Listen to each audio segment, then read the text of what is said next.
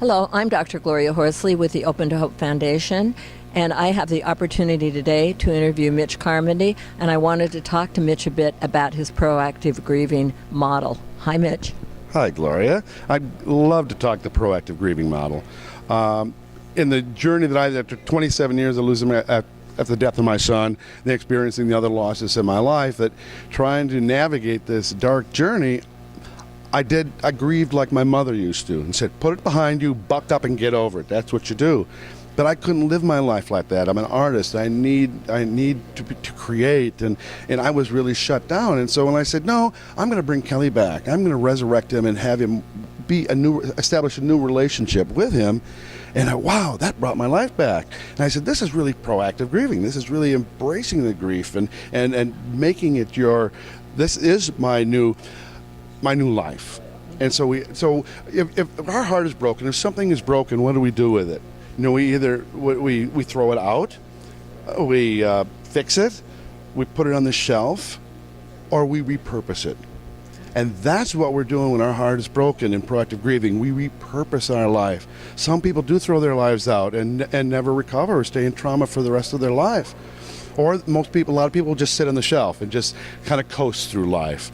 And we can use that power in grief to proactively grieve, embrace the grief, not necessarily listen to what everybody tells you how to grieve, but look at what's out there. There's a plethora of information and groups to draw strength from, and you can, you are the wheelhouse for yourself, and you can just pick out all these things that help you.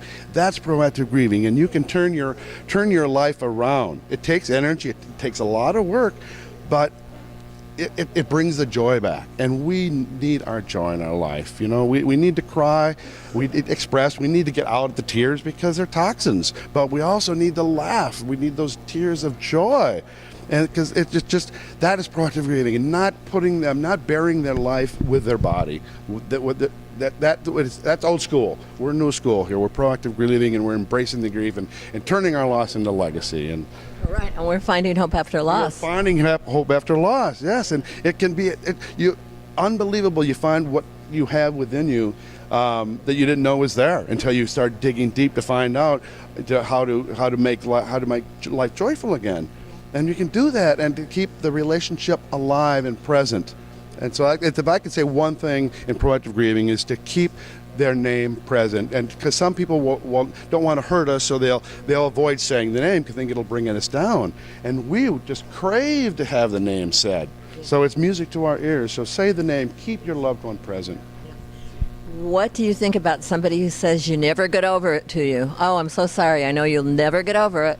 I say, you're right. I won't ever get over it. I'll learn to live with the loss, but I will never get over it. Our charge too is to educate others on the grieving process, so we don't keep repeating these same things year after year and using these aphorisms and metaphors that just don't make sense. We do it because we don't know what to say. But when we have a lot of grief in our life, we've realized that we don't want to hear those and Let's stop the progression. It's just generation after generation of doing the same things. So now in this new millennium, we're changing the paradigm. It's a paradigm shift. Yeah. We're changing the face of grief in this country, and Open to Hope is one of those organizations that is doing that. Yeah. Because there is hope after your loss, and there's a lot of fun and joy and remembrance, and it's a fabulous life, isn't it? It's a wonderful life, and I thought I would never, ever be able to say that after my son died. Because grieving the old way, the way my mother taught me, I was 5 years in the gray. And I have a living daughter to take care of, and my wife, and my life, and my job. And I had no enthusiasm for anything until I brought Kelly back. And then the enthusiasm everything changed. Everything changed. Absolutely. I agree with you completely. And thanks for watching this video.